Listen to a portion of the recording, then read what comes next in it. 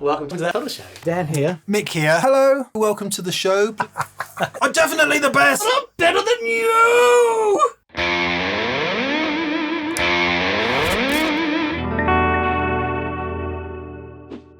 Welcome to that Pedal Show 2058.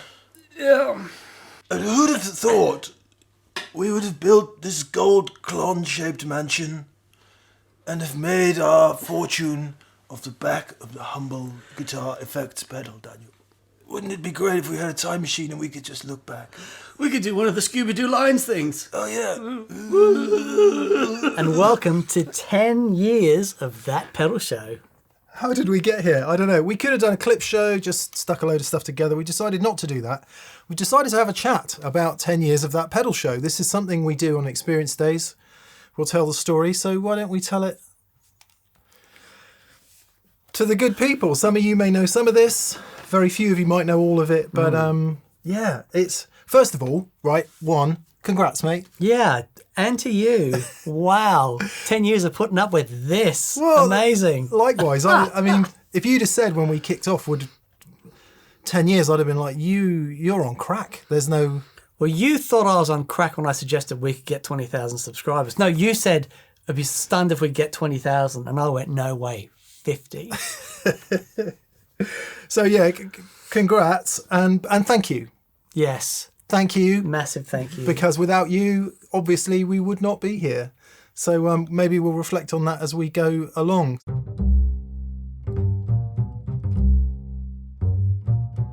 That pedal show started back in 2015. We did our first video, but actually it was the November before that. I think it was the November 2014 when you and I did our first ever video together. Because that was the year I left Guitarist magazine.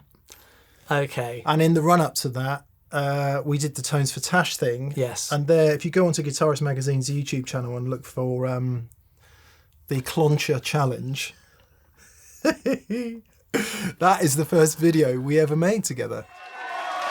Now, what Daniel does not know about pedals is literally not worth knowing. Daniel, what do you not know about pedals? I don't know. Correct! See, I told you so. Now let's get on with the show.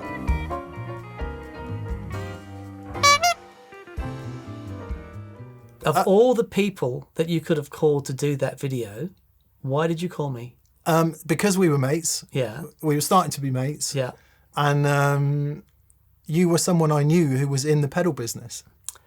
Okay. And we were talking about various things. We were talking about Victory amps at the time. We were in touch. And I thought you had a certain amount of credibility and would lend some weight to the video. So that's what we did.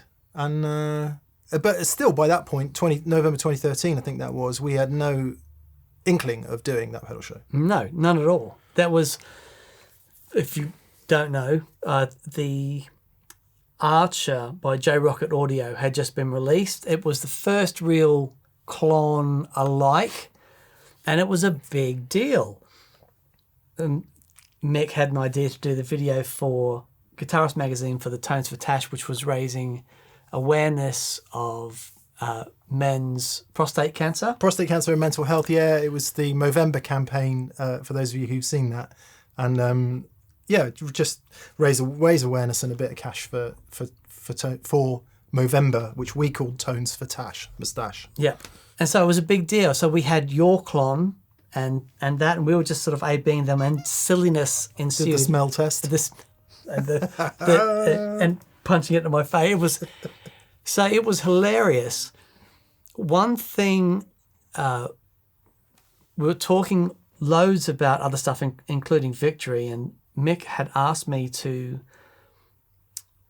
help. We had Guthrie coming down because you were going to do the launch of Victory amps. Victory amps, yeah. We tell that story in the video when Lee and Martin Kidd came down. If you want to watch that, but yeah. So Guthrie was going to be launching the amps, live performance with a band at a hotel in Guildford. Yeah, and I helped put together a rig so Guthrie could come down and switch 5 different amps. I think it was 4 or 5.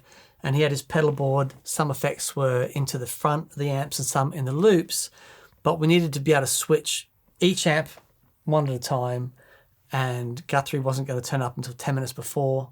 So I had to put something together so Guthrie could just hit one foot switch that said, okay, amp 1, switch everything from the front and the loop, and then amp 2, etc. Which we did, and it was huge fun. That was the first night I met Katherine, Mick's wife, who also now works at TPS. Yeah, and she basically runs that pedal show with the store and everything else and the business side of it. Catherine's in charge of all of that. Yeah, we just run around and do silliness. Mess around. Yep. And that was the first night that you had shown me some of the video stuff that you'd been working on. Mm. So up to that stage, because of what I was doing with TheGigRig, and we were, manufacturing a super niche product, an expensive box that didn't make any sound, easy. But at least it cost £1,000. Exactly. And because I first met you in 2004. Let's go back there for a second. Wow. You were the editor of Guitar Buyer magazine. You'd left Guitarist and gone off on a brief stint to be editor of that magazine, which is when we first met and did the first review of one of my products. And sort of since that moment, you went back to Guitarist magazine. You were the editor of the biggest music magazine in Europe. Yeah, it wasn't necessarily I don't know if it was. Anyway, I ended up as editor-in-chief of all of them, Total Guitar, Guitar Techniques and Guitarist. So yeah, and I used to borrow stuff from Dan, like pedals for photo shoots and things like that. Yeah, and I would call Mick for advice because I came into this industry as a guitarist. I'd been a professional guitar player. That was how I'd earned my crust ever since I was 16. And, I did lots of other jobs as well because as a musician, that's what you do. But that was, my main income. And I didn't know about running a business. I just had this idea that I thought would be really cool. And, being a little bit ADHD and a little bit single-minded about stuff, I just kept it going. But you were someone who I'd always call for advice. And then, long story short, long story longer even, we ended up at NAMM, and I'd asked Mick about doing some content because I'd seen, so there's one video that I saw at the night of the launch of Victory Amps. And it was a singer and like playing a ukulele in these catacombs or something. It was absolutely beautiful.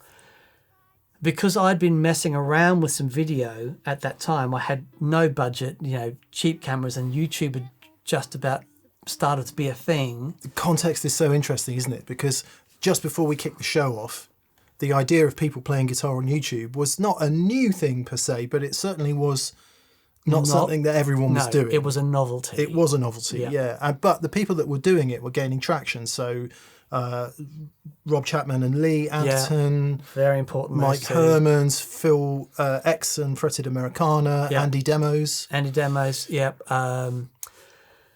There was a few of them that had made really big waves, and Phil X is a great example. Someone that had exceptional guitar player, but he had this massive personality, and he was so fun to watch. And Lee and Chappers, it was one thing to go into the stuff with product knowledge and all this sort of stuff, but when you saw guitar players who had a way to connect with people, and I could watch Phil, I could watch him just talk and be hilarious, and his energy was just wonderful.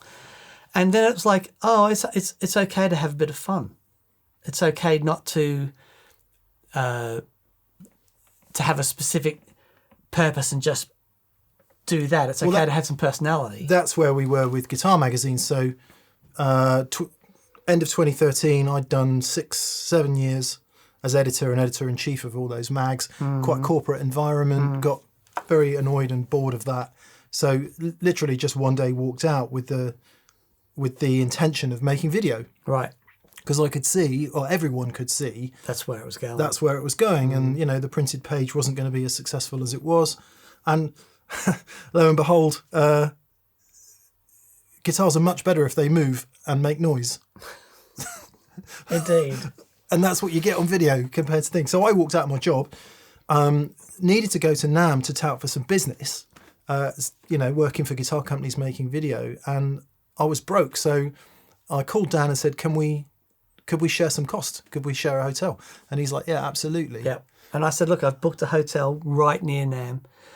You know, it's a couple of minutes walk. And of course I looked at the map and went, yeah, well, there's NAMM and there's the hotel, no problem. And I basically booked the Murder Hotel, at least half an hour walk from Anaheim. Let's not name it. But yeah, so Mick and I were staying together in that hotel, and we were walking every day between the hotel and NAMM. And, you know, we were chatting about stuff that we'd seen, and I'd be asking Mick some advice on, you know, what I was doing with the business. I had no idea about marketing and that sort of stuff. And because you knew everyone and you'd been involved with the industry long enough that you'd seen trends and you'd seen things that were yeah, I going knew on. a few people. I did know quite a lot of people, and I felt I was in a good position to offer Dan some marketing help. And that was the original idea, wasn't it? The original idea was I would help you market this box that makes no noise and costs a lot of money. However much it cost in those days, £800, to get more people aware of it. Because at that point, it's really, you don't know you need G3 until you know you need it. Yeah, that's right. It's quite a hard sell if you don't know what it is. Absolutely. As you know. Indeed. But what was interesting about whenever we'd get together, so from the very first moment that we thought, okay, get you on board as a consultant and, you know, you help me flesh out some of these ideas. I prefer the term insultant, as you know. That's probably more accurate. But we would talk about gear. Yeah. And, you know, Mick brought, you know, the first meeting we had, it says, oh, have you seen this? And Mick brings out his Klon. And I'm like, I've had two and I've sold them. And, you know, but how do you get on with yours? And we would chat and like endlessly about stuff and about things that connect with you and why they connect with you. And these conversations that would run really deep and would make me think about the way I was approaching my gear. That made me rethink the Klon, for example. That's right. I had a Klon and I sold it and we talked about it and I went and bought another one. And back when they weren't crazy money. No, that was... I think I'd bought mine almost that week or a few weeks previously. And you were very fizzy about it. Yeah. I paid £325, might have been £350 for it. Yeah. I distinctly remember I had a motorbike at the time and I got on my motorbike backpack, rode over to Bristol to get it. Right. And So anyway. But we would have these conversations and they're really inspiring. We didn't get any work done, but the conversations were really inspiring. So one thing that I thought about, if you come to NAMM, we could do some work and do some marketing stuff. But if you stick us at NAMM, especially, you know, we'd hang around Hall E all day, which is where all the really cool stuff was. Yeah, it was never going to happen. No, it was game over. Yeah. Now, that was the year that Boss released the ES8 switcher, and that was a real moment for me because I thought that was it. That was the end. That was Brown Trousers moment. Yeah. We told this story before, and if anyone's been onto an experience day, you will have heard it. But that was existential crisis time for you, wasn't it? Completely. Because you thought, what we did was so niche, and you know, why would anyone else be interested in doing anything like that? Let alone Boss. And Boss had been going through some changes at that time. I think it was worth saying TC had come in and become a very strong player. I think the market leader in compact pedals, which is unthinkable. So Boss just went, okay, let's change some things up. Yeah. And they started doing stuff that I hadn't seen Boss do before. So anyway, ES8 comes out and I thought, that's it. And then you said to me, and the first time I'd heard this, that they've just done you a favour. And they basically, the stuff that I've been working on so we started in 2004, that was 2014. And so 10 years I've been trying to get this business going, and then that happens. I thought, that's it. Yeah, it was January 2014, wasn't it? Yeah, that's right. We get confused because it could be 15, but I think it was 14. Yeah. I think it was 14. Anyway, doesn't matter. Okay. Yeah. There or thereabouts. There or thereabouts. And you made the point, look, they've just legitimised everything that you've been working on. So actually ended up, it was fine. Yeah, it worked out great. Worked out great.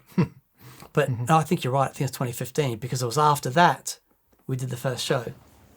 Because what happened was, during one of these walks, and I'm like, okay, I can't believe this has happened. I'm freaking out. We've got to get this together. Let's talk about stuff. But by the way, before we do, I just saw these things in Hawley and they're really cool. Have you seen them yet? So no matter what was going on, we were always drawn back to these amazing things that we were seeing. And then Mick said, why don't we do this? Why don't we just film ourselves chatting about the gear? And I thought, it was just that simple observation that the conversations that we were having, lots of people could have got things out of them. And because I certainly was getting amazing things out of those conversations. It was like, let's just film these conversations and just see. And so we went down to the TheGigRig office in Swindon, and tiny little cupboard in the back, and set up a couple of cameras. I'm sighing because what then unfolds is an absolute hilarity of getting it wrong for ages as we sort of fumbled about, because working with guys like Martin Holmes, who we shot all the guitarist videos with Joby Sessions, who's another good friend of ours, they were professional videographers and photographers, sound recordists, people who really knew their stuff. When I'm working on a project with them, we can go to the nth degree, get it utterly amazing. Yeah. Somebody's paying, so there's good budget. Sure. And come out with an amazing result. But your base point, your starting point is nth degree. You already have a baseline image of what this should look like, what this should sound like. And because I had dipped my toe into that world, I had no idea what I was doing. I was just happy to see an image with audio that vaguely locked up with the image, right? It was on the screen, yeah. But you would come in with different, the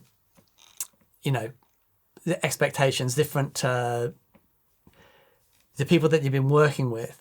In the magazine industry for so long, you just had your standards were it was all A1. Exactly. It was all A1, particularly the photography side, and then latterly the video side. It was just all really, really high production value because it had to be. So what we had to do was, because there was no budget, we had no budget. That's right. Because we had no income. What idiots! I mean, idiots. And then, so it was like, what can we cobble together with a minimum amount of kit that would be acceptable? I'm loving that. Hang on, we've lost part of our decoration. Flying duck. Right, as you can see, we're slowly getting our sign together. There is actually one being made. At the moment, this is the Blue Peter version. Anyway, that will probably continue to happen. This isn't a big production, and we have to do it regularly, so we can't chuck loads of money at it, otherwise we'll be bankrupt. Yeah. So it was a couple of DSLRs, wasn't it? Might have even been 3, and then some other... I don't think it was 3, I think it was 2 that you had, and we had the Zoom H9 recorder, which I have to say sounded fantastic from day one. It does, and it still sounds good. By the way, on that, production of the show... I'm going to do a separate video on how the production of the show has changed, but that Zoom H6 recorder... H6 it was, that's right. Was used in TPS production up until about 6 weeks ago. Right. Because the screen has just given up. Okay. It records well, it still functions brilliantly. Brilliant thing. So if we do anything on location, that was a brilliant thing. Yeah. And that got us going, didn't it? Yeah. And then unfolds this hilarity of learning about lighting, about... whatever, and just trying to push the jelly up the hill, to use Katherine's phrase, in trying to make it better all the time and feel a bit pro. But this has always interested me because I don't think I'm out of place in saying when we started in 2015, it was unique at the time. It was unique, yeah. I mean, two guys on video talking about guitars, maybe not so much. But the difference with that pedal show was because we started it, you know, let's be honest about it. We started it initially, I would say, sort of 40% because we were both into it and loved it. And but 60% to try and get G3 and G2 in front of people, but never talk about it. So don't do any marketing and just get Dan's, you know, hero product being seen without ever talking about it. And that was a big part of the initial push. But then within about 5 videos, we realised, hang on, this is its own thing. Yeah. It's not part of the GigRig. So and it lived in the GigRig, didn't it? It did. So it originally lived in the GigRig channel. Yeah, and some of those videos are still there. They are. They're all still there. Yeah. But I often reflect on what it was that gave it the initial something. There was an initial traction that we got, and I do often reflect on that. It's like because it was really encouraging that people actually want to hear about this stuff. And considering, you know, we didn't have a tenth of the production that we've got now and the, you know, the facility, and we're very blessed in that what's led to this point means that we can be in this amazing space and turn up loud. Where we were in the GigRig office, in the old office in Swindon. A tin shed. It was a tin shed, and there was, you know, we were in the middle of other offices, and the unit next door had gone to them and said, "Look, if it's ever too loud for you, please let us know, and we'll turn it down." Because we'd film in the middle of the day, wouldn't we? And we'd be literally a wooden partition behind Dan's main front office, cranking up a 100-watt Marshall. And no one had ever come over to say they had any issues with it until someone popped over and says, "I just need to tell you that my secretary has had to go home with PTSD because she's the stress." I'm like, this is the first I've heard about it. Sorry. Yeah. And that was when we realised we needed to get out of there. But there's a couple of things that I think that we were doing different. And this was... Looking back on it now, I think this is perhaps the most important decision that we ever made that you came up with. And it's from all your years of experience working in magazines and working with advertising. Oh, yeah, okay. And Mick says, we will never take any money from any manufacturer ever to feature anything on the show. And I just went, brilliant, which means we will never make any money ever from the show. But I was so happy to be led because I didn't know what I was doing. And, I was always,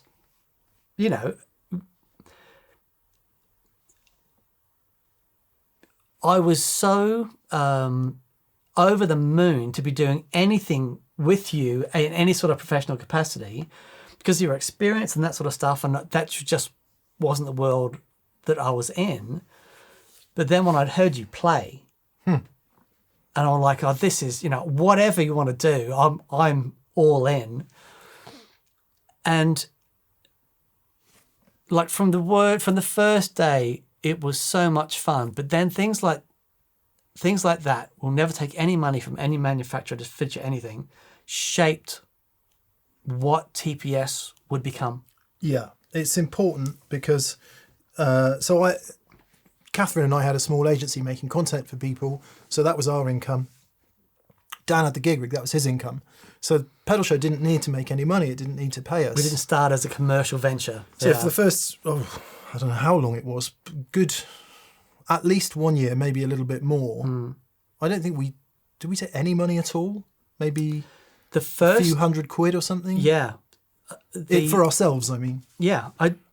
There was a little bit of YouTube revenue coming in, but yeah, not a lot. So we might have paid ourselves, I don't know, 500 quid at the end of the first year and gone, "Way!" Something You couldn't like that. believe it. It was Yeah. amazing. I think there were two fundamental things that happened. One was because we're both good friends with Lee Anderton, and all credit to Lee. I know Lee as a champion of British manufacturing.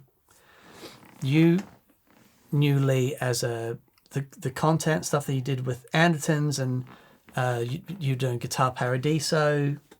Yeah, I don't know what the timeline on that was. I had known Lee years before a little bit through guitar magazines, but then as I left Future, I've told this story elsewhere, but he called me and said, "Do you need any work?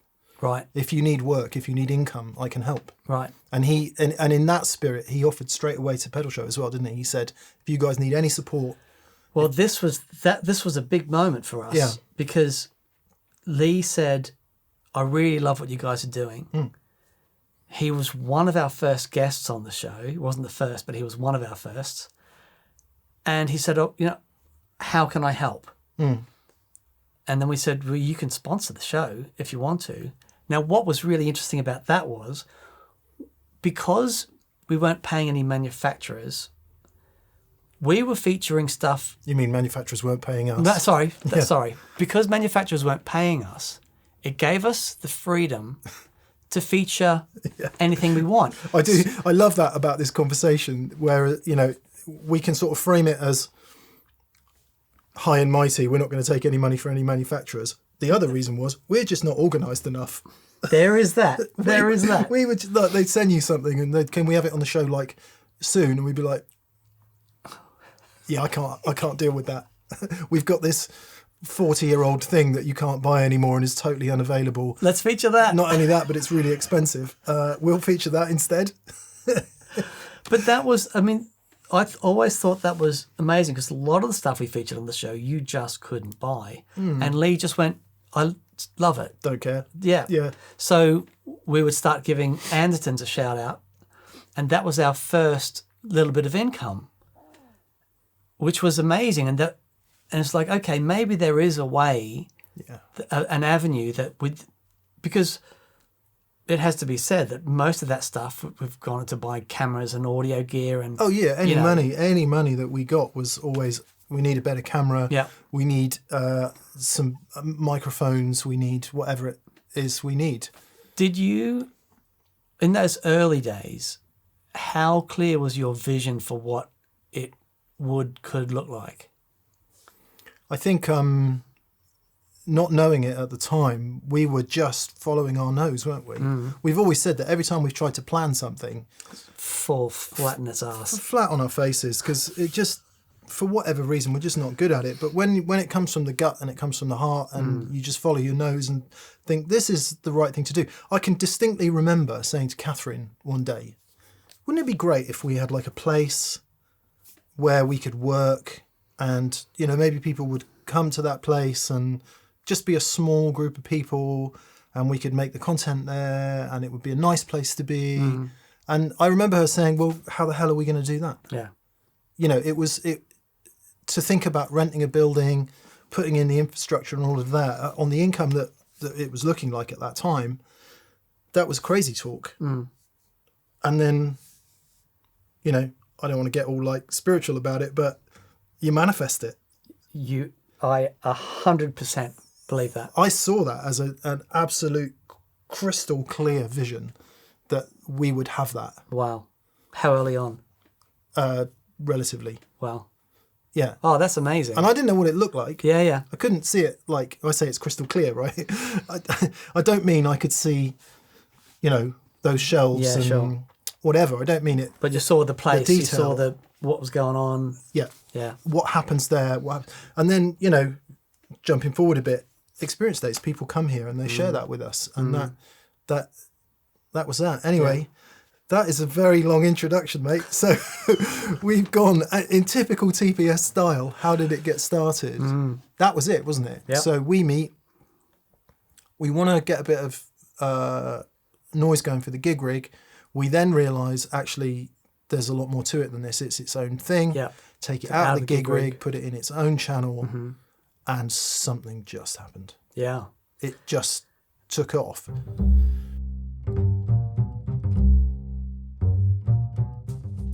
The first video we ever did was on all things on Reverb. And it was on the Strymon Big Sky. I'd just got it, Yeah. right? And had been doing gigs for my band at the time, Tin Spirits, and this sort of proggy thing with no keys. So I'm getting a lot of these textures from guitars. And the sounds that this thing had in it, these sort of unbelievable textures and like choirs and stuff. And I thought, well, this is really interesting. Let's talk about that and how you use reverb. Interesting. And then you said interesting a lot. A lot. And so that was the first video. One thing that we've never done as well is script anything. So from the first video, it's like, well, let's just roll cameras and see what happens. Yeah, and the original sort of, if you think about that video particularly, it was maybe 27 or 28 minutes long, something like that, wasn't it? I don't think it was as much as half an hour. Right. And everyone had told us, hadn't they, that you 8 minutes, can't go past 8 minutes. If you do that, it's death. You're dead. So then we start making these 20, 30-minute videos right from the get-go against everyone's advice. And every time we try to make it shorter, it's just, oh, by the way, I just need to add this little bit in. And before you know it, we're knocking on an hour. And it was like, there's no way anyone's going to watch this. Lo and behold. Yeah. Do you remember in the early days being contacted by YouTube and then going into London at the YouTube offices? Thinking, I'll just order the Ferrari now, shall I? Well, what was interesting is that he said, there's a couple of interesting things about that, but we had a representative, someone who was going to look after us. I don't think we ever spoke to him again. No, we didn't. But he said, do you know the average view time of a YouTube video? And we said, no. He said 30 seconds. He said, do you know what your average view time is? We went, no. He said 12 and a half minutes. This is really unusual. So, and we're like, okay, that's great. Then I said, we had some questions. Like, oh, can you tell us a bit about the algorithm? Oh, I don't know. Can you tell us a bit about, best times of the day? Oh, I don't know. Like, it's only a handful of people that know anything pertinent about YouTube. He was, bless him, he was definitely unhappy to help, wasn't he?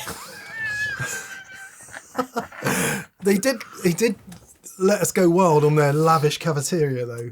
I've never seen such opulence in a free lunch. No, it was brilliant. There is such a thing as a free lunch. But that was interesting that even from something was happening. We were a few months in by that point, weren't we? Yeah. And something was happening that was connecting. Yeah. So that's the first video. But that what I remember about those early videos, and actually it went on like that for a while. Number one, we were very tentative about playing. Right. We almost never let go playing. Right. And it was all very sort of stilted, and I think we were both a bit. I remember being terribly nervous. Right. To play online, having done lots of Guitarist magazine demos and things like that, and get the feedback, good and bad, mostly bad, from that. I think I was certainly very nervous. And the way it was set up in the early days was I'd sort of prompt you with questions to come up with answers to. Right. Didn't it? It was set up like that. Mm. And that's, I guess, from being a journo, I was reasonably good at that. Mm. And we would explain things in that format. I'd ask you questions, you'd answer. Mm. And together we would all get some new knowledge. But I think what's become clear over the years, right from those early videos, is a lot of people have got a lot of knowledge from TPS. Oh, yeah. And we have got a great deal of knowledge from TPS. Mm-hmm. But I don't think that's why people watch it. I think people watch it because they feel like they're with their mates down the pub, down the guitar shop, wherever, being in a common enjoyment of a shared passion. And it's exactly the same with Rob and Lee on Anderton's, and Rob and Pete now, Lee and Pete. It's about the interaction of the people and the humanity that has rather than the specific information. Completely. I mean, the specific information is important. If there wasn't any of that, I'm not sure people would watch so much. But, No, but I think that's what it was. Yeah. From the get-go. Yeah. And that conversation aspect is so interesting because having worked with a bunch of, the higher profile artists and awesome. But that Wouldn't be that pedal show yeah. without a spillage. But what's interesting is that conversation doesn't change No. no matter what level you're at. And I remember being involved in this insane conversation between some People you can't imagine. yes. And like Actually, this is you like can imagine. this Imagine them. That's who it is. this is exactly the same as TPS, exactly the same as down the pub with a couple of my guitar playing mates. That conversation, it just carries on no matter what level you're at. What do you think of this overdrive What do you pedal? think of this overdrive pedal? Which amp would you like to hit? It's the same conversation. And that was an eye-opener that it doesn't change. And it is the stuff that you talk down the pub with your mate, which is why whenever we've come across a TPS fan, whether it's someone just runs into us or, we've had it before where people just run up and give us a hug. And I would never forget this one guy in LA. It's like, Dan! He runs up and he hugs me. And then he goes, you don't know who I am, do you? And I'm like, Yeah. no, dude, but I appreciate the hug. Yeah. But it is that thing where people feel like Yeah. they know us because we're having the same conversation. Yeah.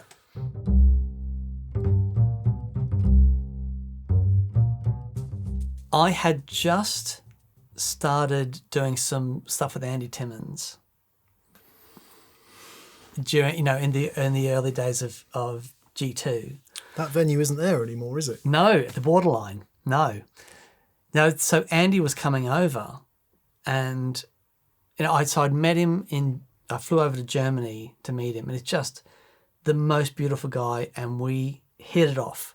And so we were just, again, it's that thing is like, we have the same conversation, Yeah. about, what do you think of this pedal? Didn't And we this both delay? do that German trip? Because he was playing with Simon Phillips. So Or was that afterwards? that was afterwards. Right. So because I built that board for him. Yeah, and we flew out That was there. that was at the big one, Frankfurt. Yeah, and that was after that. That was a second board, but he was touring in Germany, and something happened. One of his crew had stood on something on a DC cable and destroyed it, and I just went, "It's 30 quid on an EasyJet flight. I'm gonna go out there and sort it myself."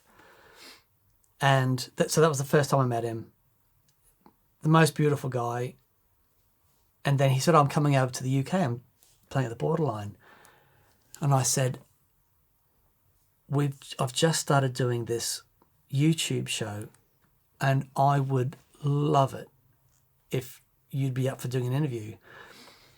Now, we'd literally just started, and Andy just went, yep, whatever you're doing, I'm in. And I couldn't quite believe it, but so we went down there, and there's no crew, it was just you and me, and we had the cameras and the Zoom H6, and set everything up on the stage, and then Andy just proceeded to destroy our brains. And it was everything was manual focus then.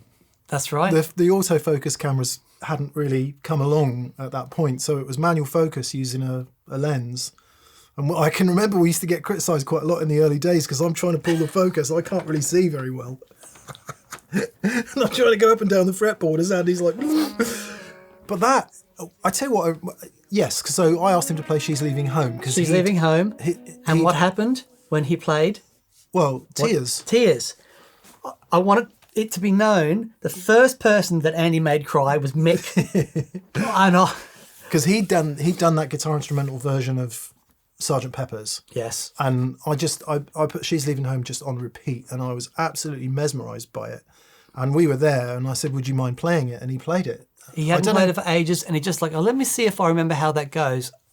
Did all of it? I can't remember if all of it made the edit, but because we were worried about copyright. Yeah, I don't think it did. Yeah, but it was just unbelievable, and he was so gracious, and it was literally seat of the pants. We had no idea about doing location jobs. Yeah. I mean, obviously, I'd done stuff for guitarists, but you'd go mob-handed for those jobs quite often, or at least you'd have 2 or 3 technical people, and it was just. And then, of course, the Borderline were a bit pissy because you're supposed to pay if you want to film in there. Oh, really? You were, yeah. Okay. So they were giving us the lean, which is why they had to shut down, because they didn't get any money from TPS. So they were leaning on us a bit to, a bit like when we went to the Albert Hall and we couldn't film Bonamassa, same reason.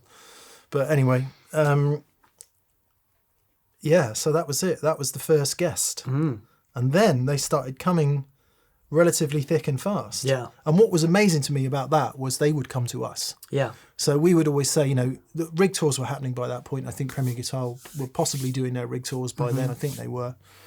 And people would say, oh, do you want to just come and do a rig tour live? And we'd say, yeah, but we'd much rather it if you came to our studio. Yeah. Because we've got control of the situation. Yeah. We can actually have a proper chat. I can record some nice audio as opposed to just, winging a prayer, hit and hope a bit, Yeah. which is what it is in a rig tour. And then they just started turning up, didn't they? Like Josh Smith came, Matt Schofield came. To be fair, either because Dan was doing a rig for them or because they were mates. Yeah. Kirk Fletcher came. Graham Coxon came. That was a big deal. That was a huge deal. Yeah. Because I think, with no disrespect to anybody, we would sort of expect the YouTube savvy guitar nerds to come and do it. Yeah. Because it's good PR, we're mates, it's a good hang, and they all talk, so they're like, oh yeah, Dan and Mick are cool, go and hang, they're fine, they won't give you a hard time, and you'll have fun. So people started turning up, but then getting to people like Graham Coxon and Ed, for sure, Ed O'Brien, for sure, you're working with them, so that really greases the wheels. But we then start to dip our toe into a category and genre of music that aren't traditionally guitar YouTube-y. Yeah. And I can remember basically crapping myself with Graham and Ed coming on the show because I just didn't think they would be into that environment. I remember saying, hey, I've just been talking to Ed, he's coming on the show, and you went, yeah, right. Yeah. I'll believe it when it happens. And then I think right up to the day, you just didn't believe he was going to turn up, and then there he is. There he is. Polite. Just beautiful. Yeah. But that was it felt like the Graham Coxon episode for me I felt a change. Yeah. Then Joey comes on. Oh, we've got to mention Joey. Got to mention Joey. I mean, there are so many highlights, but our friendship with Joey and the way that blossomed, and for a little while, he was synonymous with TPS, really. And Joey was very gracious with his time and his artistry in that, he let us record him.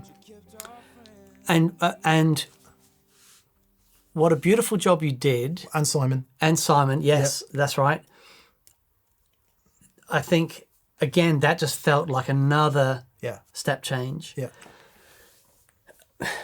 The sound of those amplifiers and the tremolo, and Joey was fantastic on camera, really great conversation, but then he'd open his mouth and sing. And it was devastating. And and that felt for me like, okay, we're now moving into more music. Yeah. Which was really glorious. So that was a big deal.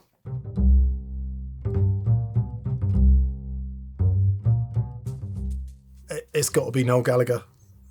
It has to be Noel Gallagher. So I remember I'd done a bit of work for Noel, and he'd mentioned watching TPS. And I'm like, you're joking. Dan would come in and say, I've been talking to Noel and he really likes the show. And I'm like, yeah, you're on drugs, mate. You're... And he's like, yeah, and he even said he might come on the show. And I was like, it will never happen. Well, because I'd been chasing these guys for years on guitar magazines and hitting a brick wall all the time, for certain artists. And I just thought, of all the people in the world, the last person to appear on that pedal show would be Noel Gallagher. Yeah. Well, Noel had really gotten into pedals. I built a rig for him when he was recording an album so that he could experiment with sounds. It's one of the High Flying Birds records. Yes, is it? that's right. First one, second one? I will tell you it now if I just go, that one. Yeah. So, and I built the board, and then he, like, every guitar sound was recorded with that, and loved it. Had a great time, and I'd gone into the studio with him on a couple of occasions and heard what was going on, and his producer David Holmes. You know, the sounds they were getting were just epic, and Noel had really gotten into being creative with pedals, and we'd be talking about them, you know. And then he'd say, yeah, that show that you did on compressors was really interesting. So I still don't really get it, but I'm, you know, and I'm like, hang on, you watched the show. And turns out, yeah, he really liked it. Then we'd started up a conversation about something else. Oh, he was working with Paul Stacey. Yeah, I'm going to say Paul looms And large in this. He does, because Paul introduced me to Noel. Yeah. Paul had been working with him for like 30 years. And he was working with Paul. And Paul gives me a call and says, hey, you should contact Noel, because apparently he had said to you he'd be up for coming on the show and you didn't respond. And I was like, hang on. There's no way that if he says, oh yeah, I'll be up for doing that, I'm like, yeah, right. Also, to Dan's credit, Dan is there representing the GigRig. Sure. And you're doing a professional job for the GigRig. And what it's not cool to do, like if I'm on a job for guitarist, if I was on a job for guitarist or Ernie Ball or whoever it was we were out doing a job for, I would never say to the artist, Oh, by the way. will you come on my show? Sure. Because that's not what you're there to do. And I right. think it's not massively pro to do that. And I think that's part of your motivation. You didn't want to cross the streams, as it were. Yeah. Maybe. Yeah. Am I giving you too much credit? Maybe. Because what's happened, I think, certainly with a lot of the artists that I work for, is that they've seen TPS. Now it's synonymous. Now, Yeah, sure. for sure. But yeah, back in those days. Maybe. But anyway, when Paul says, oh, you know, reach out to Noel. And I did. And I said, look, if you're up for coming on the show, that's mad. But absolutely. Lined it up. And then it's happening. Right until the day we got there, I didn't believe it would happen. And we knock on the door. So the way these things go is if you're with someone like Noel, you know, he's a busy guy. He has that level of fame where he can't walk down the street. Yeah. So he has to be managed. He can't just walk around because he'll get mobbed, and it's a really unusual life for people like that. So there is quite a lot of management around his time and where he's going to be and all of that. So I think we were supposed to get there at 10:30, something like that. Spend a couple of hours setting up. We took Simon that day. Any big jobs, we always take our friend Simon Whitehead, who used to do a lot of production for TPS. Yeah, fantastic producer. And he'll come and help us on the big jobs because he's the grown-up in that environment. And actually, yes, we're doing something in a couple of weeks where we will require Simon's help. And Noel was going to get there at, I don't know, midday or something, give us time to set up. Anyway, so we knock on the door. Who opens the door? Noel. And says to me, oh, all right, Mick, I was watching you on the telly last night. And I'm like, what do I do with that? Yeah. What do I do with that? Yeah, and then it's he mad. proceeds, I think he made us a cup of tea. And I just, to this day, and it was a big deal for us. It's our biggest viewed video on the channel. I think artist-wise, it opened a lot of people's eyes to TPS being something credible to do. Sure. And audience-wise, I think there was a whole lot of people that went, oh, you guys aren't just guitar nerds who are only interested in that. And that has been a really big deal for us.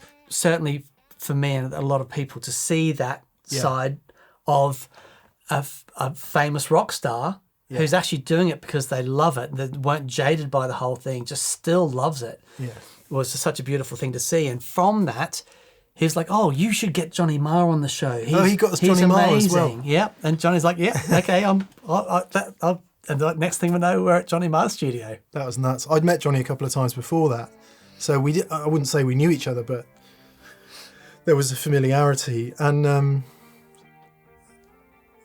just sweethearts Beautiful. in it. Really everyone, beautiful. everyone we've come across, Yeah. who's been good enough to do TPS, because I think it is that. It is good enough to do TPS. They don't need to do this stuff. No, that's right. Noel doesn't need any more PR. Johnny Marr doesn't need any more PR. Radiohead don't need any more PR. Do they? No. Graham Coxon doesn't. No. You know, he's played on, most radio stations most days of most years. They don't need it. Yeah. And so for them to do it, and that's why I say good enough to come on, those guys, just sweet, all sweethearts. Yeah. Yeah, beautiful. All sweethearts.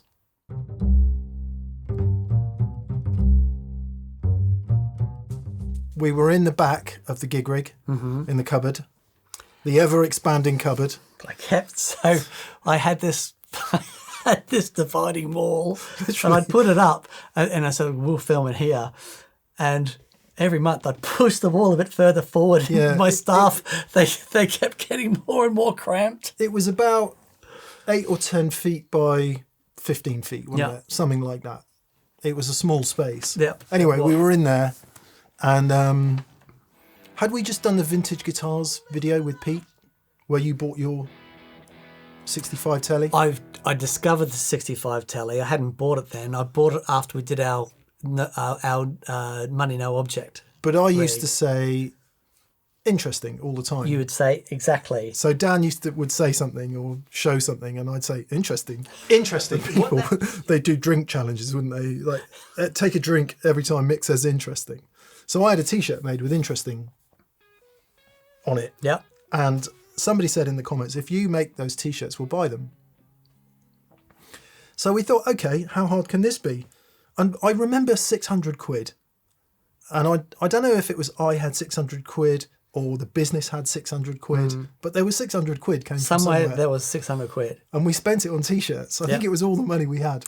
Yes. We said, okay, let's try and we get a T-shirt together, we'll have some merchandise. Because we had a logo at that point, didn't we? We did. We had a logo and you'd said interesting. And so, okay, let's do a T-shirt.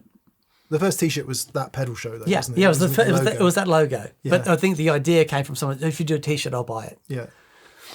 And so Katherine, who was doing websites for people and still does, Yeah, so e-commerce engines. She hadn't left her proper job. Katherine had a proper job, like a grown-up's job, doing grown-up things in a corporation.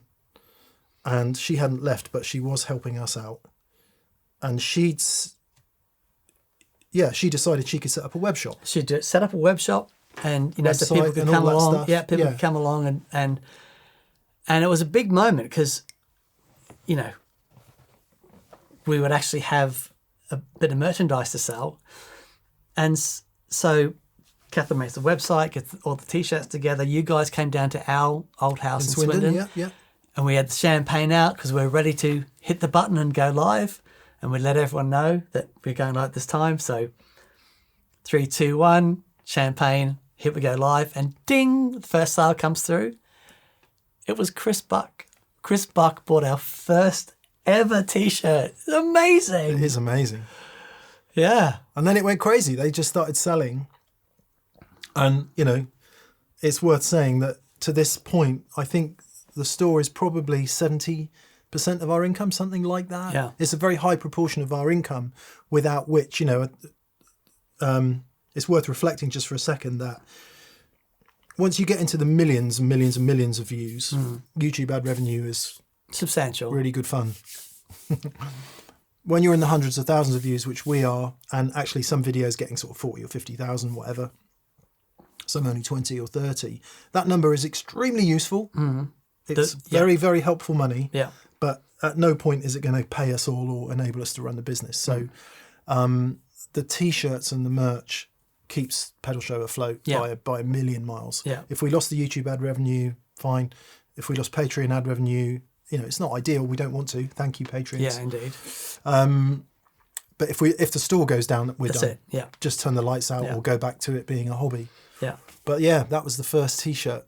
That was amazing. And then that enabled the store to grow and become, T-shirts, hats, hoodies, a few pedals. Do you remember the first pedal?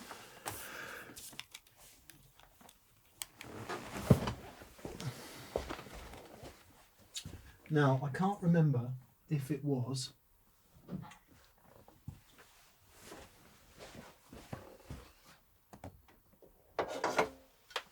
It was one of these two. It was that one. It was that one. Thorpe Mushroom Cloud. Now, I'm guessing this isn't one of them because it doesn't say that pedal show on it, but we did a limited run before it changed to Fallout Cloud. We had featured that on a very early episode. And we did the T-shirt and it was like, oh, it's amazing. And then I can't remember if Thorpe had said that to us. But whatever transpired, we said, okay, let's do a limited run of TPS edition Mushroom Clouds. I was like, how many do you want? And I couldn't imagine. I thought if we get 25 and we sell a couple a month, they'll sell in a year. They'll sell in a year. Okay, so we'll scrape together every bit of cash that we have. Yeah. And we'll get 25. And Thorpe is like, I really think you should do more.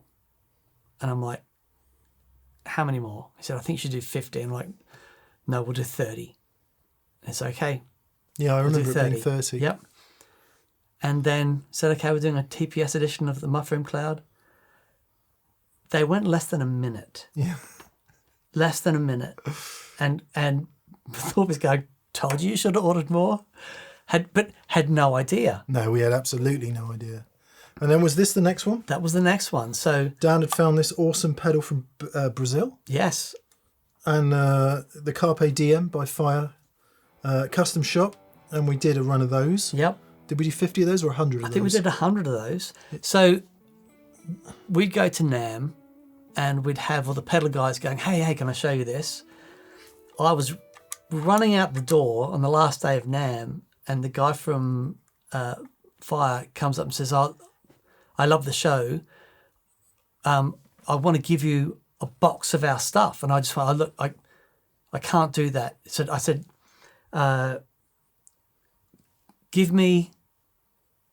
what's your favourite thing? Give me the favourite pedal that you make. And he handed me that. And we took it on, featured it on the show the following week. And it was, and I tried it out again because I haven't played it for a while, still sounds flippin' amazing. Let's make a video with all the pedals we've done. Yeah, and so we did a version of that, and it was it was 101. 100 of them went out the door like that. The D&M Drive was the big turning moment. Everything changed with the D&M Drive. So you knew Robert. Mm-hmm. I didn't really. And was it his idea? Whose idea was it? It was my idea. Yeah. We want a dual overdrive. Yes. I've known Robert Keeley and have been a massive fan of his since the early 2000s when I bought a bunch of stuff of his and I just adore it. Still have that treble booster on my board that I bought from him. Yeah. And he's the most beautiful guy, a wonderful designer.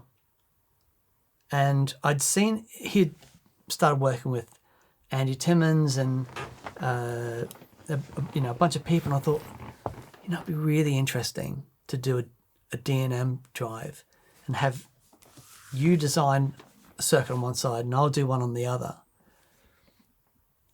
And Robert's like, I'm into it. Let's do it. And so told him what we liked. These are the things that we like. Next thing we know, he sends us, I think, one prototype. Did he send it or did we play it at NAMM? He sent us one prototype which you played. We went back and said, yeah, we're nearly there. Yeah, bit of this, bit of that. Then the next thing, we turn up at NAMM. And he's got it done. And it's got it. And we plug it in, and it was like, this is it. This is unreal.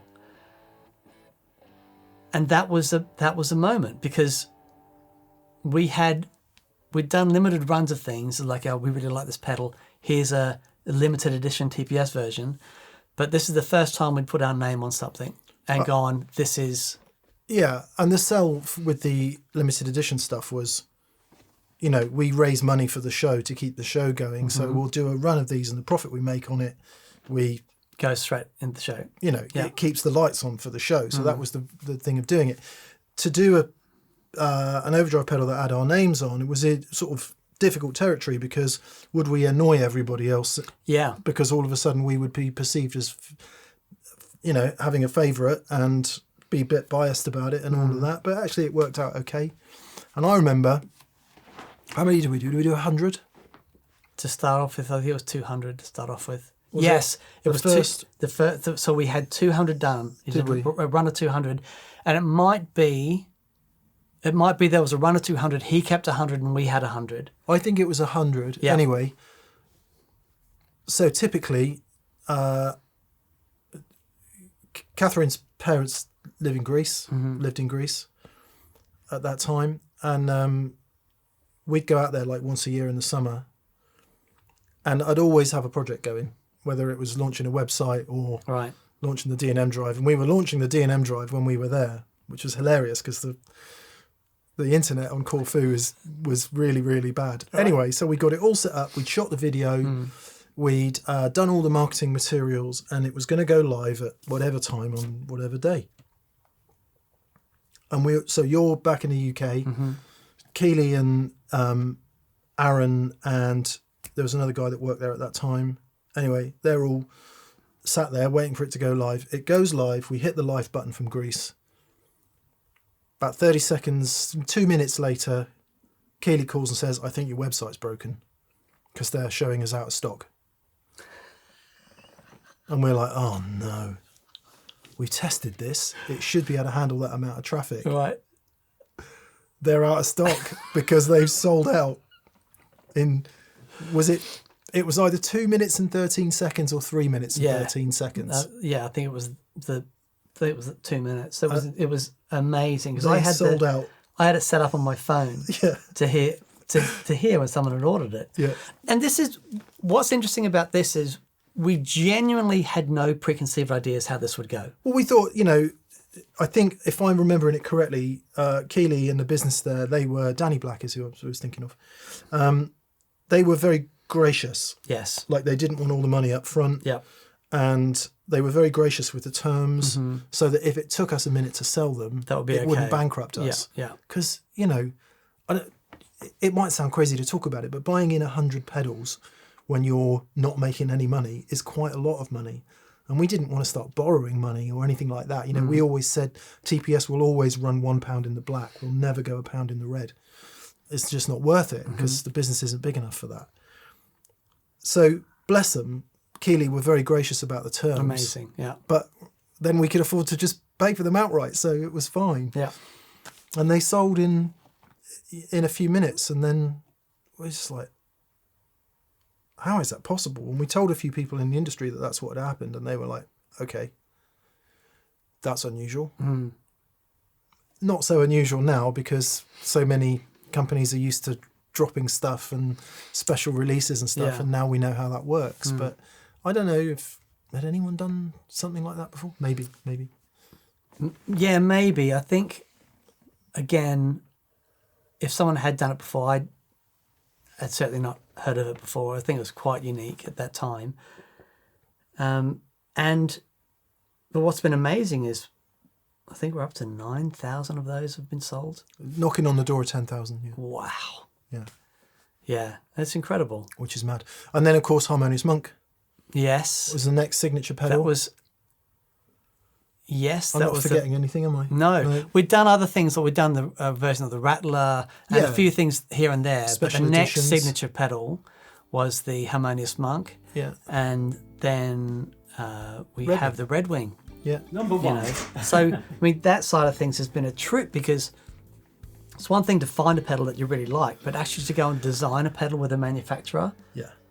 And these, you know, it takes time, but these guys are like, we love you guys. We want to be, you know, be involved, and we will do this with you, and we'll find it. We'll get it exactly how you like it, and that's been a blast. I mean, going to Greece and hanging out with the Jam guys, man alive, just awesome.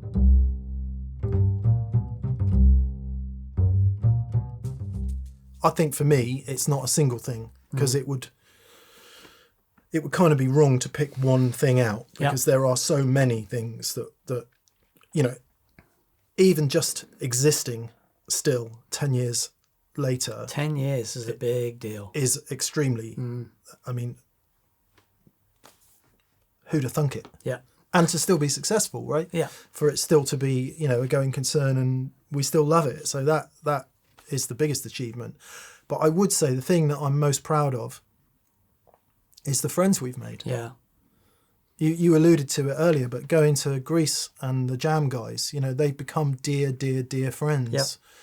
Artists, you know, I don't want to name too many people specifically because inevitably you'll end up leaving somebody out, but the genuine, lifelong friendships Yeah.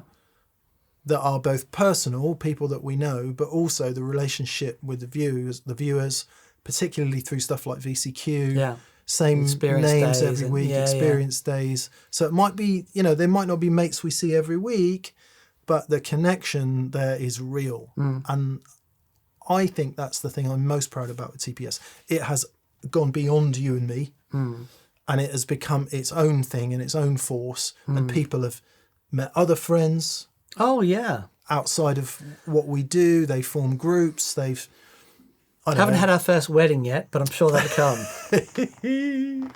Yeah. It'll be a Charlene and what was his name? What was Jason's character called? Oh, man. Brett, was it? No. Yeah, Davo. I don't know, Yeah, something yeah. like that. Yeah. For me, it's this. Yeah. I think, you know, we were friends when we started, but I just think we've been through so much together, and that is still my favourite place to be. And hanging out with you is still my favourite thing to do. And doing this. You like hanging out with Seal more than you like hanging out with me. Come on. Yeah, well, he lives in the south of France, so, you know. No, I think I am so...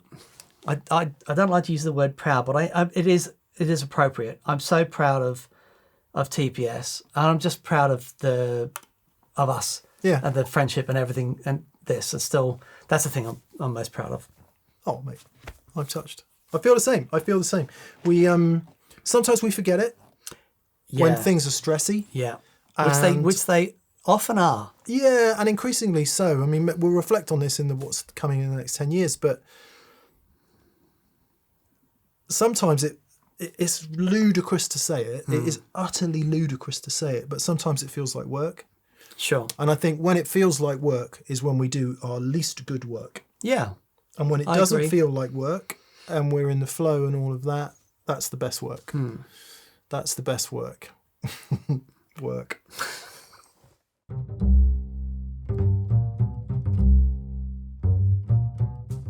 I will never forget going to the Boss event. And it was their 40th anniversary, I think. And we'd been doing the show for a couple of years. Oh, it was in the Vans skate park, The wasn't it? Van Skate Park. In London, underneath the railway station. Yeah. With horrific 50 cycle hum.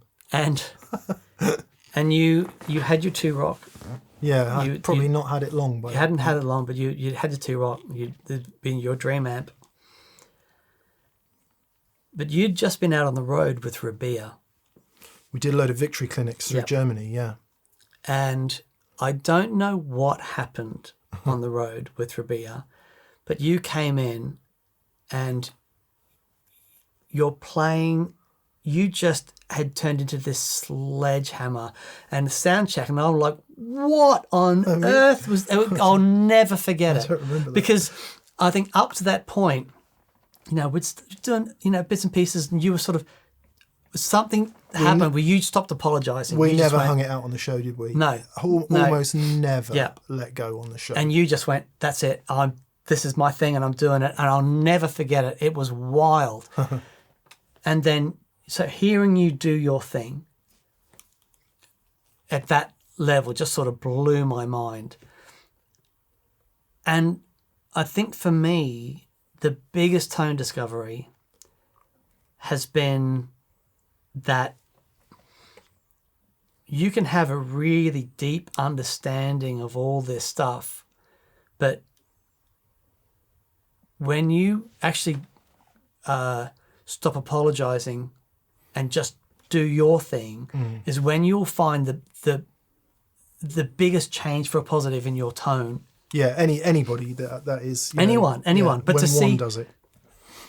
But for me, what was fascinating hearing you do it, it wasn't a gradual thing. It was like one day you walked in and just went, wow, and it was unreal. And ever since that moment, I had a different.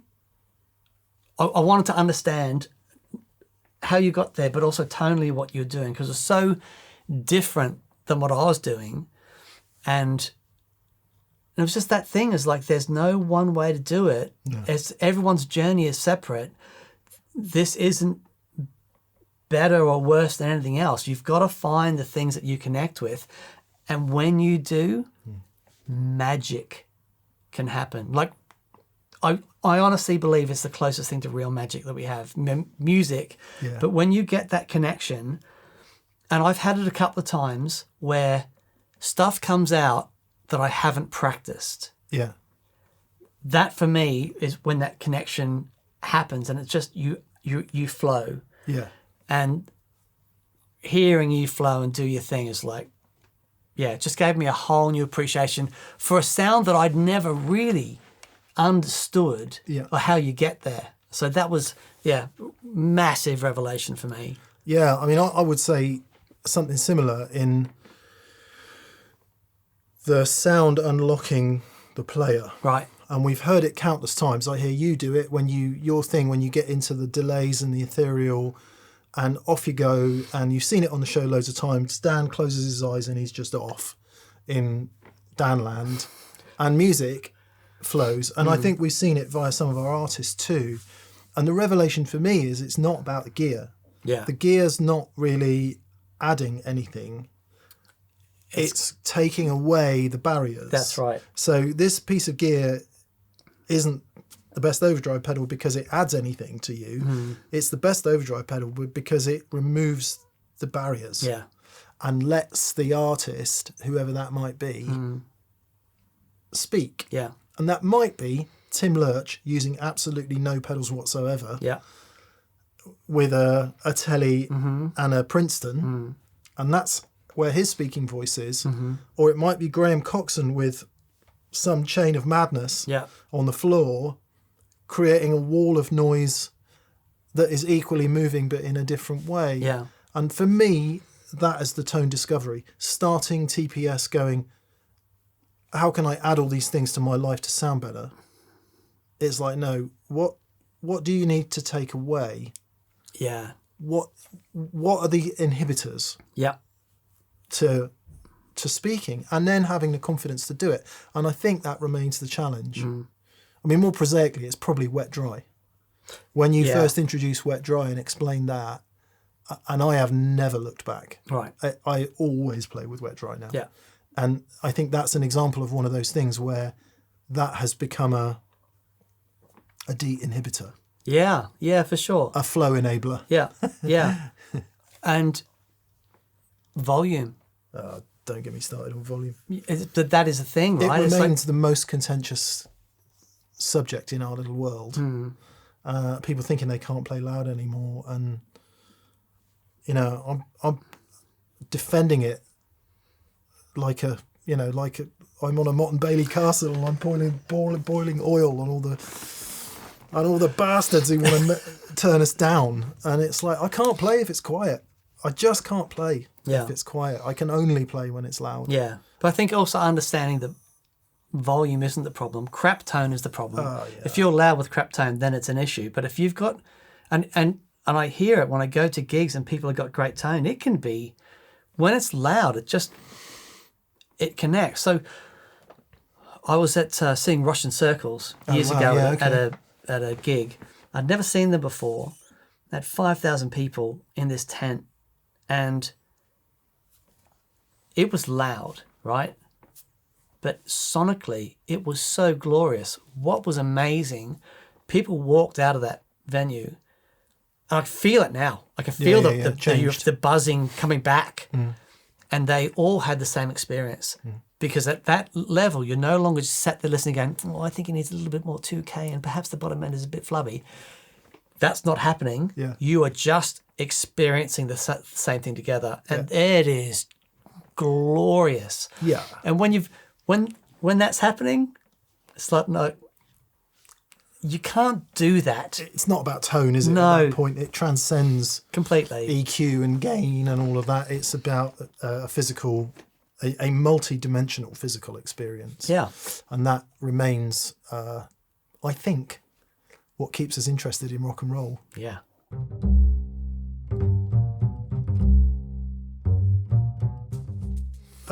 What about the dark times then? Covidius Maximus.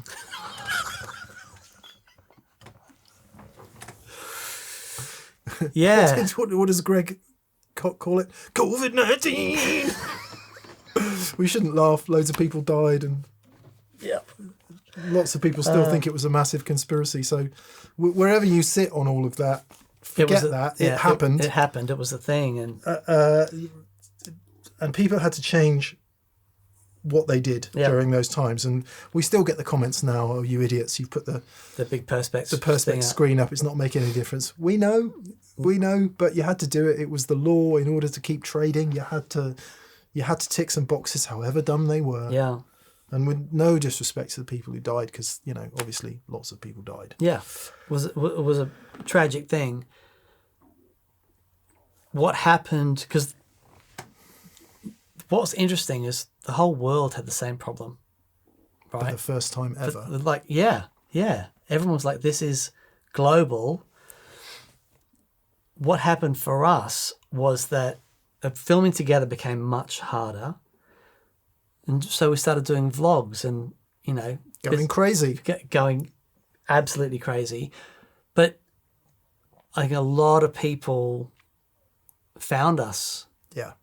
During if you look at our numbers, our YouTube analytics, it's like bubbling along COVID. Bang.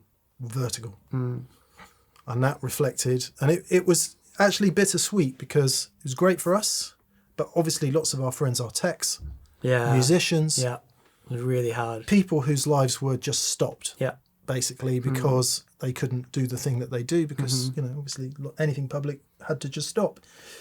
But for us, for the instrument retail business, anyone involved in online, it was bananas, wasn't it? It was crazy and brought an audience that we had never seen before. Yeah. But as you were about to say, I think we have since learned TPS, among other things, became a really important factor in some people's lives. As a means of staying connected, of having a conversation. And I think, did we start VCQ during COVID, or did we start doing it before that? I'm not sure, but it was around that time because what we'd have to do it separately. And I put the T-shirt on the speaker. That's right. As opposed to just patching him in. Why didn't I just patch him in? So that was a thing. One thing that I do know that grew up around that time was our community. And it was truly amazing. I often say that if you're into this stuff, it's a lot to have in common. A lot of people found that they had a lot in common with these other people. These idiots on YouTube. But what we did, I think, which was right at the time is, well, I certainly did, is like, okay, everyone is here to learn, to share ideas, to be part of this community. this is really special, and I guarded it fiercely so that people, if a troll came in, which they did every now and then. That's why I'm laughing, because Dan's taking it very seriously, and I'm just seeing the comment from the guy going, "You suck. Yeah, I hope you die." and I would have no problem with going ban. Yeah. You know, as just especially with what was going on, just didn't need that negativity. Yeah. So I would just go, and I was watching the comments all the time, just making sure, and 99% plus of people just really loving 99.9%, Yeah. isn't it? We're lucky in Yeah. that respect. We don't get a lot of hate. Yeah. But I think because in those early days, we just wouldn't stand for it. It didn't become a place where the trolls would go. We have friends who were happy to just sort of embrace everyone, and they still have problems with trolls to this day, whereas we don't. I'm really grateful for that. But I think because of the the massive rise of people watching our videos and so many people finding us during that time as a place they could come to. They couldn't go down to the jam night at their pub. They couldn't go to gigs anymore. Where can they hang out with people who are into this stuff? Oh, this new channel called That Pedal Show, and everyone on there seems really cool. That was a big deal. It was a huge part of the community as it is now. And when we do our experience days, almost invariably, can't really say that, invariably, someone will come up and say, "I found you guys during COVID and it really helped me." Yeah. And that's something to be really proud of. Definitely. Welcome to That Pedal Show. Dan here. Troy here. Axel here. Jason here. Thomas here. Michael here. You here. Mick here. Hello! You were early. Premature papa. Premature papa. You were early.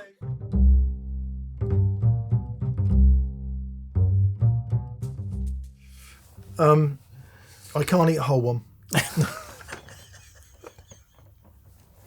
It's a weird place to be, isn't it? So we won't try and tell any lies here. We get sent everything, all the time, and you can become a little complacent about that, and I've definitely become a little bit complacent about it, and just slicing the onion, is that the right thing to say? But just everyone comes up with their latest thing, another tube screamer, another whatever, and it's all very often it's highly credible and really, really good.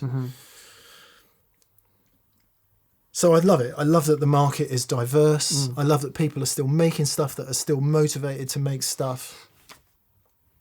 On the flip side of that coin, I think a whole industry built up and it became massive. And so in order to keep that machine going, there's product out there that is literally keeping the machine going. Yep. I think the plethora of, super, super cheap copies of stuff coming out of China, I do have a short fuse with all of that, because it's like, come on, why don't you do something original? Yeah.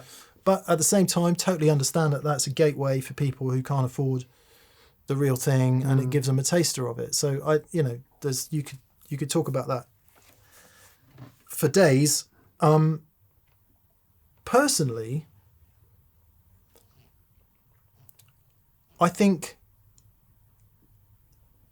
I'm at a point where all the classic stuff, well, on the one hand, like overdrives, distortions, fuzzes, I just love all the classic stuff. I still love tube screamers. I still love blues drivers. I still love, the Marshall Blues Breaker. Yeah. We didn't get one of those until about a year ago. Yeah. And I still love it as much as anything else. The original tube driver. I think it speaks volumes for those original designs, and we could say the same thing about classic guitar designs. For sure. Just being so fit for purpose and so right that you can add a bit of functionality, get some extra mid-range control or whatever. But all of that stuff, I would still hand on heart say I like the original stuff. Alongside that, we've got the massive development in digital delays and reverbs, and that remains fascinating and brilliant because it's hard to argue that the modern digital reverbs are not better than the early digital reverbs. They are. Yep. They just are. Okay. And I guess delays, We still love analog delay, don't we? I Yep. just put an analog delay back on my board, the Chase Bliss one. Oh, it sounds amazing. But so how do I feel about pedals? I sound like I'm biting the hand that feeds me. I'm kind of amazed there's still a Phase 90 up on the shelf. I'm amazed that there's still a Tube Screamer. I'm amazed that with all They haven't this, been superseded. no. Yeah. And there's a place for everything. How Yeah. do you feel about pedals? Because it really is, if you take the TheGigRig into account as well, it really is your life, isn't it? Yeah. I love them as much as ever. Yeah. I like going back over, and it's very similar to you in that when I play an old Phase 90 or Electric Mistress, and I there is magic. Somehow these early designers, they tapped into something. Now I think it also has to do with what those pedals were going into at the time, and they had to work with high headroom, so you're going to hear the detail.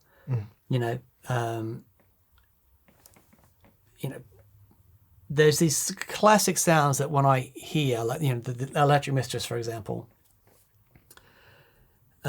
still a sound that I find haunting and moving. I love seeing the creativity in the pedal industry. Yeah, for sure. But for me, the creativity is an absolute must-have. Like another Tube Screamer. It's like I'm not interested in listening to the 30 different slightly tweaked flavors of Tube Screamer. Yeah. When the original Tube Screamer is so good. So yeah, not really my thing. However, companies like Red Panda and Death by Audio and Chase Bliss and these the creativity that goes into these things is just it's unreal. I love the fact stuff's getting released and I have no idea what it is. Yeah, because it's that means brilliant. evolution is happening. Yeah, it's a bit like when you look at kids and they're wearing clothes going, what the hell are you wearing? That means excellent. Yep. Evolution is happening. I am becoming outdated. Yeah. And I feel really good about that because that means there is some, yes, blues breakers, Tube Screamers, big muffs, fuzz faces, all fantastic. Mm-hmm. But if that's all there is, then we've stopped. Exactly that. And that's no good. But on the other side of that, then you have companies like Marcus Reeve Electro, and Pig Dog, and these companies that have gone, okay, what if I find the best components on the planet and I'm there by myself in a little dark room and I just like hand wire these things intricately, just do these things one at a time and see what happens. For the art. For the art of it. And I was like, I'm here for that. Always be a fan of that.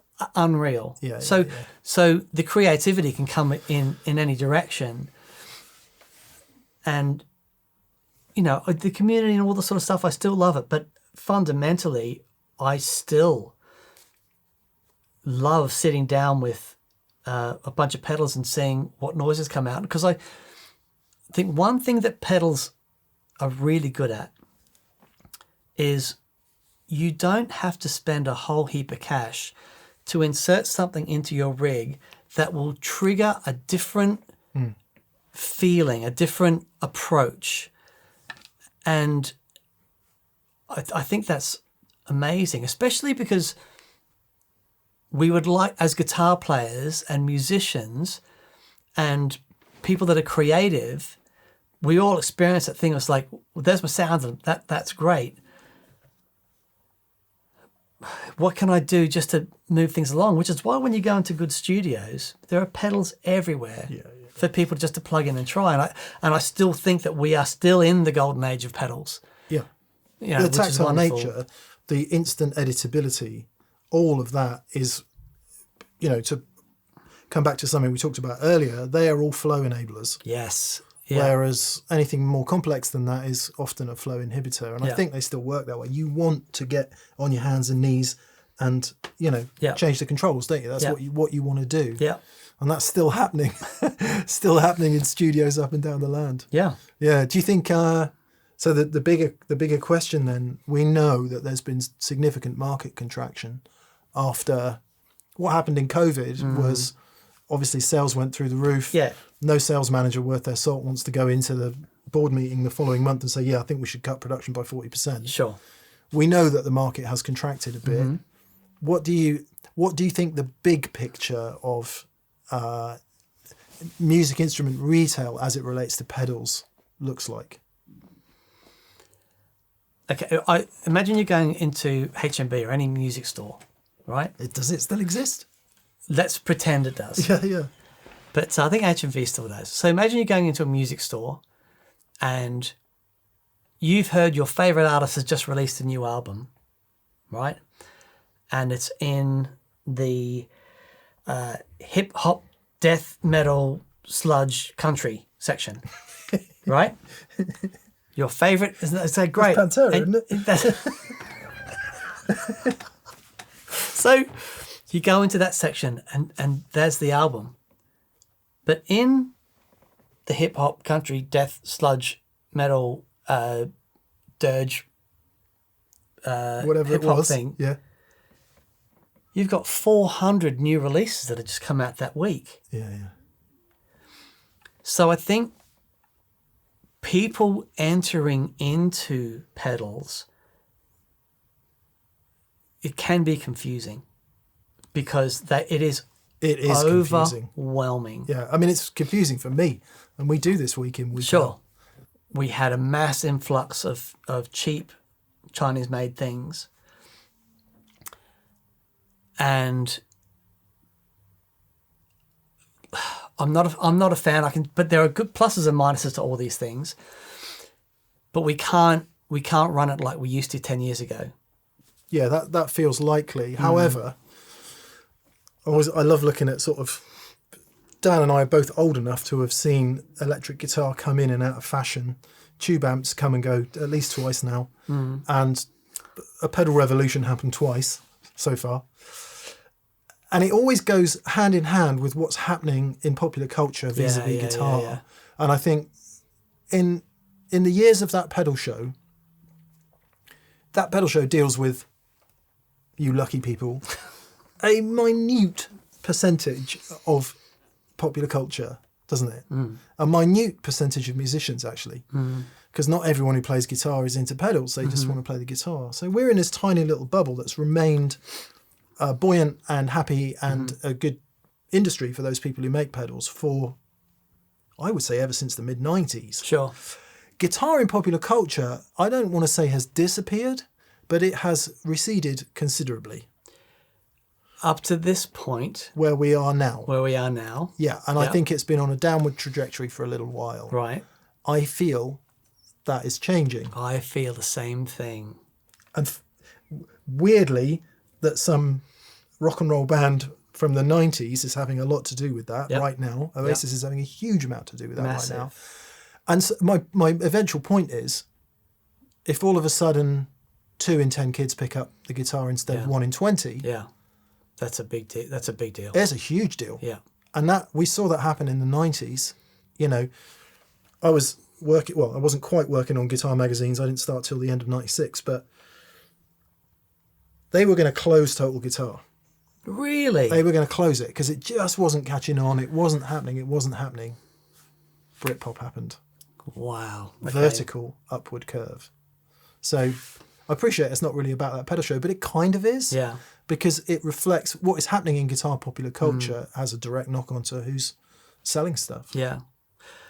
And funnily enough, I was speaking to a sound guy at a venue in Swindon the other day, and he says more and more young bands coming in using amps, wanting to have sound on stage and make noise and jump around and have that visceral thing going on. It's not about the front of house production for them. It's about their experience together. Yeah. 3 young guys just bashing and making a noise.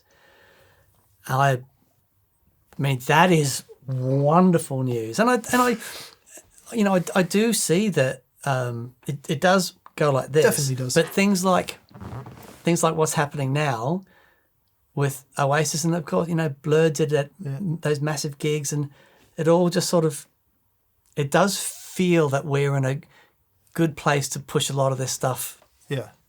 Where guitar just might be cool again. Yeah. Wouldn't that be nice?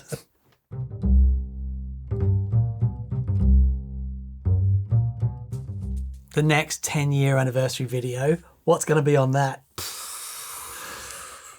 It'll be the first Christmas video that we did. Oh, the two guys put another PRS on the fire. I'm there. I'm there already. Jolly sing-song. Jolly sing-song. Spectacular. Keyboard. Yeah, I can't do 10 years. I can't look 10 years ahead. Hand on heart, I don't want to be working in 10 years. Yeah, I hear you. Not every day anyway. Actually, that's not true. There will be work. There will be work, because I'll be 62 in 10 years, 61. So there will be work, but I think it would be a different type of work. But anyway, in the immediate future for that pedal show, I think we will always do what we do. We'll follow our nose, follow our gut, and that will be the right thing to do. Yeah. And that could turn left at any moment. I'm sort of convinced that this people don't necessarily want any more information at this point. Right. Or maybe they do, but I feel what they want is community, and they want entertainment. Sure. And that's what I want. I want community and entertainment. I know I dig that. I talk about it a lot, it's got to be analog, it's got to be real, and it's got to be communal. And it preferably won't be digital, individual, and virtual. Because those things, I think, are... I don't want to get too serious about it, but I think those things are just incredibly harmful to people's relationships. I think they're harmful to community. I think they're harmful to float, to life. Yeah. And if that pedal show can be anything, is be at the heart of things that are analog, real, and communal. So, I don't know, maybe more events, maybe more people coming here, more interaction with actual humans where we can get a physical feeling of music and of connection. I don't care what the best tube screamer is now. I've stopped caring about that a long time ago. Yep. What I care about is that when you pick up a guitar, you communicate with other human beings, and you feel it, and they feel it, and that is worth something. So I appreciate it sounds a bit heady. No, I agree completely. I think our mission is bigger now. Yeah, and I agree completely. When we have experience days, and these people, they come from all over the world, literally all over the world to come and hang out with us for a day, and so they're into it, and they've watched everything. To a person that's come here, every single one has been shocked at what it's like being in the room. Yeah, true. Yeah. I want more of that. And usually, why doesn't it sound like that on YouTube? Yeah. And it's like, don't get me started. Yeah. But yeah. But I want more of that. I do. That's why I'm, I've always been keen to, in whatever capacity, get out and play and events and whatever that might look like in the future. I would just love more of that, because you see the light bulbs come on. It's like, oh, I feel that. I now know that, when you do your thing and I go, oh, they're all doing that as well, and when I get lost in some thing, and they're like, they feel it. They do. Dan usually goes first, and Matchless Princeton or whatever it might be, they get the first hit, and they're like, oh, oh, that's what it's like. Yep. And it's magic, and I see more of that. Yeah. More community. Yeah. And more inspiration, and more fun. Yeah. More real. More I've always said I'd like there to be more music, but it's quite tough in this environment because a lot of people who watch guitar YouTube shows kind of want noodling, don't they? That's what they want. Yeah. It's so funny. Whenever we've done that, it's like it's never gone awesome. I mean, some of the music's been fantastic, but I think people are more interested in the possibilities. Yeah, true. when they hear rather something than the finished article. Yeah. Because they're like, well, I don't really like that kind Exactly. of music, or Yeah. I don't like the way it's being delivered, or whatever it is. But I can see, I can hear something in that I could apply with what I'm doing. Yeah. But when we've done events like the recent thing we did in Birmingham Guitar Show, and we have done it with bands before, but we've also done it just you and me on stage, just going through sounds, and just people being in the room with those amps. Great demonstration, you with the 100-watt Marshall and the 2-Rock together, both cranked, and just using the volume control. Nobody being hurt. And everyone's just going, this is glorious. So, yeah, more real, more people, more fun. More of that. Yeah. We'll see. Live. We should do some live shows. If incidentally, if you do have ideas, things you'd really love to see, please let us know in the comments.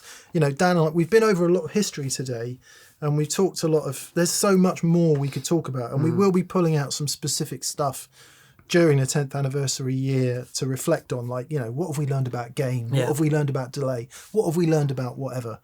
And trying to present that in an easier format than having to sit through hours and hours and hours of video. So if you do let us know what you think. But mate, I cannot believe we're here. I cannot believe we're sat in this room 10 years in, still wanting to do it, still just completely mesmerized by this thing and these things. Yep. And these things. Yep. And in some ways, there's a big part of me that is glad that nothing has really changed, right? Sure. Electric guitar, nice amp, couple pedals, happy days, volume, right? Yeah. And then at the same time, everything has changed. Yeah. It has, but I think the important stuff, the stuff that moves you and connects with you and like enables you to flow, I think remains consistent. We both, if for me, summing up 10 years of TPS, the way in which I am different now is I understand that. Yeah, and I agree 100%. I understand that to a level that I hadn't before. The importance of flow. Yeah. And the importance of being in the moment. And I promise not to make this an Eckhart Tolle lecture, because he's been the conduit. He's enabled the clarity on it. But whether it's setting up to film, putting a camera up, turning a microphone on, playing the guitar, whatever it is, if that essence of flow is what is actually what matters, that's where the communication is. That's been the biggest thing for me in 10 years. And embracing that and not being scared of it. Yeah. Do you remember? Yeah. Oh, man. There we were 10 years ago, being a bit scared to play, being a bit sort of in and not wanting to upset anybody. And now it's like... Still managing it. Yeah. No, it's kind of say what you think, do what you think. Yeah. And, congratulations. Yeah, and you too. This is where we kiss. Cool. Thanks for watching, everyone. We won't do the usual sign-off. We'll just say thank you. Yeah, massive thank you. Because if you've sat through it this long, you are obviously a fan of That Pedal Show, and we just couldn't do it without you. So thank you so much for enabling this insanity. Yeah. For 10 years. Let's see if we can do another 10. Indeed. Actually, we're a long way from Zimmer frames, mate. Maybe we can do 20. I'm up for it. And we'll be deaf by then, so we can crank the amps as loud as we like. What? Fantastic. Thanks, everyone. We'll see you soon. Bye. Bye. Welcome to That Pedal Show. Dan here. Mick here. Hello. So, Mick. Well. What a couple of twanks. I'm here with one of my favourite humans, the amazing Mr. Andy Timmins. I feel human today, for sure. Rose. Maybe I should go. I think I'd better go. I think I'd better. You'd think somehow. Buy the D&M Drive, and all of your dreams will come true.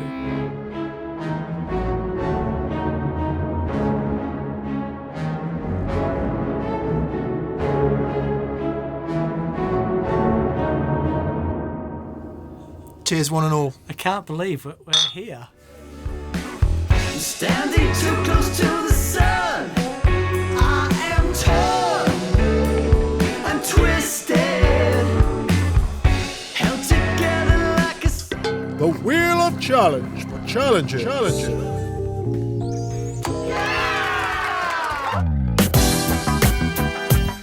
Hello and welcome to this final of the 2021 T-shirt folding Olympics. Quality folding that. Whoa, he's bundled him.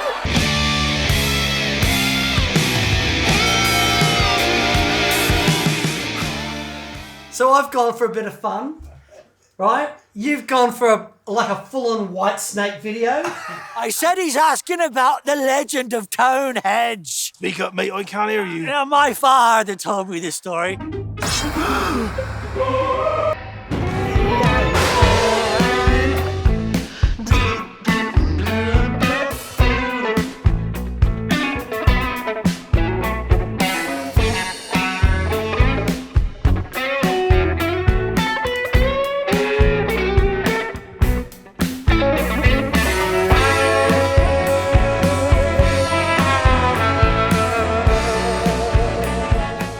Be like telly and cut to that right now then. Yeah.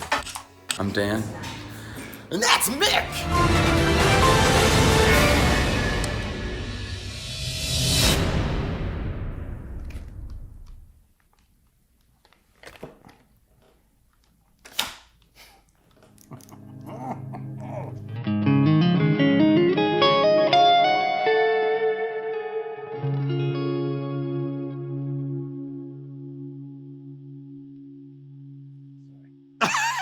Well, so... oh, man. We lost one. We lost...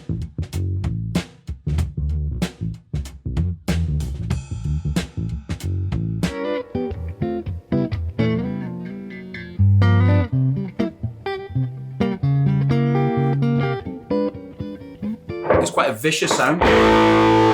Thing, kind of like,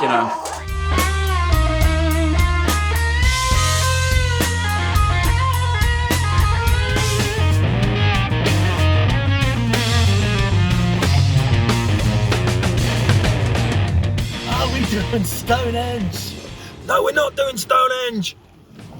Look at Stonehenge. And who should we see but Michael McKean? So, Davidson Hubbins from Spinal Tap. The years, they came and went. In a land before time. That guy.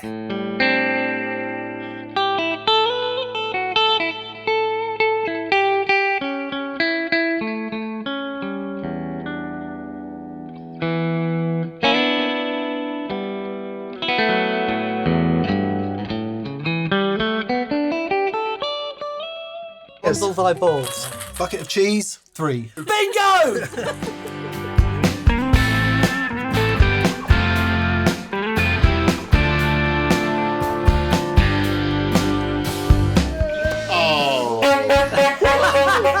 I love that.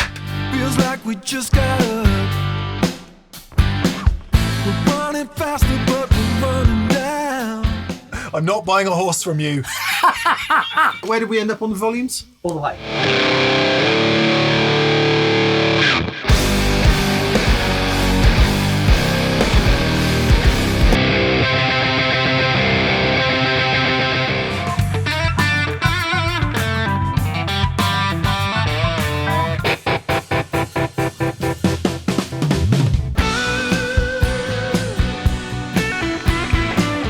Here comes the sun.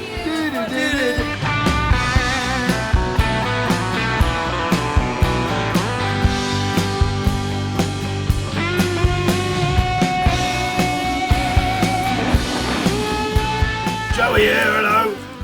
G'day guys, and welcome to That Pedal Show. Mini Dan here. Mini Mick here, hello, and today we are going to be talking about mini effects pedal. Ah!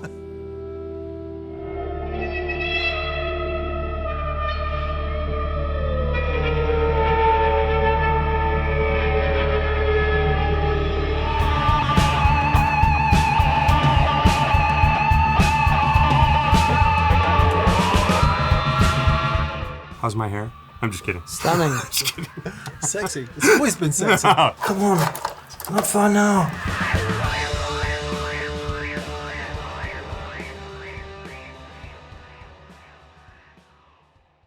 Shit!